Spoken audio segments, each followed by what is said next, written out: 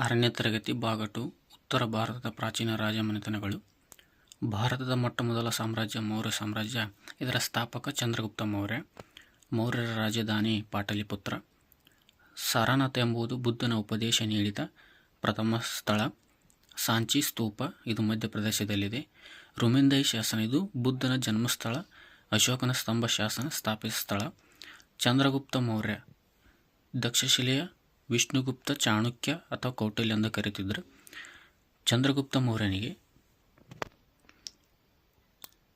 ಸೈನಿಕ ಮತ್ತು ಯುದ್ಧ ತರಬೇತಿ ನೀಡಿದವನು ಚಾಣಕ್ಯ, ಕೌಟಿಲ್ಯ ಅಥವಾ ವಿಷ್ಣುಗುಪ್ತ. ಚಾಣಕ್ಯ, ಕೌಟಿಲ್ಯ, ವಿಷ್ಣುಗುಪ್ತ ಒಂದೇ ನೇಮ್. ಮೌರ್ಯ ಸಾಮ್ರಾಜ್ಯ ಸ್ಥಾಪಿಸಿದ ಪಾಟಲಿಪುತ್ರ ಈಗಿನ ಬಿಹಾರದ ರಾಜಧಾನಿ ಪಾಟ್ನಾ ರಾಜಧಾನಿಯಾಗಿತ್ತು.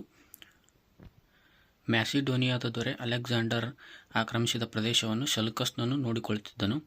ಸೆಲ್ಯೂಕಸ್ನನು ಚಂದ್ರಗುಪ್ತ ಮೌರ್ಯನ ಆಸ್ಥಾನಕ್ಕೆ ಮೆಗಸ್ತನಿಸನ್ನು ರಾಯಭಾರಿಯಾಗಿ ಕಳಿಸಿದನು. ಮೆಗಸ್ತನಿಸನ ಕೃತಿ ಇಂಡಿಕಾ. ಚಂದ್ರಗುಪ್ತನ ಮೌರ್ಯ ಪ್ರಧಾನಮಂತ್ರಿ ಕೌಟಿಲ್ಯ ಅಥವಾ ವಿಷ್ಣುಗುಪ್ತ ಅಥವಾ ಚಾಣಕ್ಯ. ಚಂದ್ರಗುಪ್ತ ಮೌರ್ಯನ ಜೈನ ಧರ್ಮವನ್ನು ಸ್ವೀಕರಿಸಿದನು. ಎಲ್ಲವನ್ನೂ ತನ್ನ ಮಗನಿಗೆ ಬಿಂದುಸಾರನಿಗೆ ವಹಿಸಿ ಜೈನ ಯತಿಗಳೊಡನೆ ಕರ್ನಾಟಕಕ್ಕೆ ಬಂದನು. ಹಾಸನ ಜಿಲ್ಲೆಯ ಶ್ರವಣಬೆಳಗೊಳದಲ್ಲಿ ಸಲ್ಲೇಖನ ವ್ರತವನ್ನು ಕೈಗೊಂಡು ದೈತ್ಯಾಗ ಮಾಡಿದನು.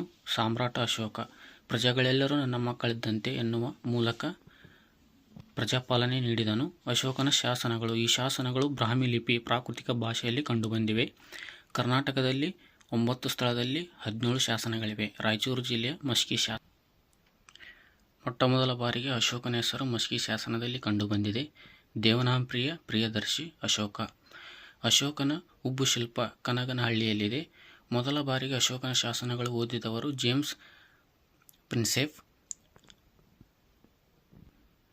ಕಳಿಂಗ ಯುದ್ಧ. 8ನೇ ವರ್ಷದಲ್ಲಿ ಅಶೋಕನ ಕಳಿಂಗ ಯುದ್ಧವನ್ನು ಸಾರಿದನು.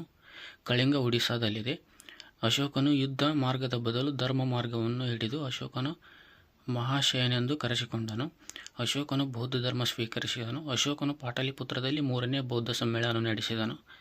ಧರ್ಮ ಮಹಾಮಾತರರು ಎಂಬ ವಿಶೇಷ ಅಧಿಕಾರಿಗಳು ಜನರಲ್ಲಿ ಉತ್ತಮ ನೀತಿ ನೀಡಿದರು. ಗ್ರಾಮಗಳನ್ನು ಗ್ರಾಮಿಕ ಎಂದು ಕರೆದನು. ಮಧ್ಯಪ್ರದೇಶದಲ್ಲಿ ಸಾಂಚಿಯ ಸ್ತೂಪವಿದೆ. 4 ಮುಖದ ಸಿಂಹ ನಮ್ಮ ರಾಷ್ಟ್ರ ಲಾಂಛನದ ಸಾರನಾಥ ಸ್ತಂಭದ ಮೇಲಿದೆ. ಇದು 6ನೇ ತರಗತಿಯ ಮೌರ್ಯ ಸಾಮ್ರಾಜ್ಯ.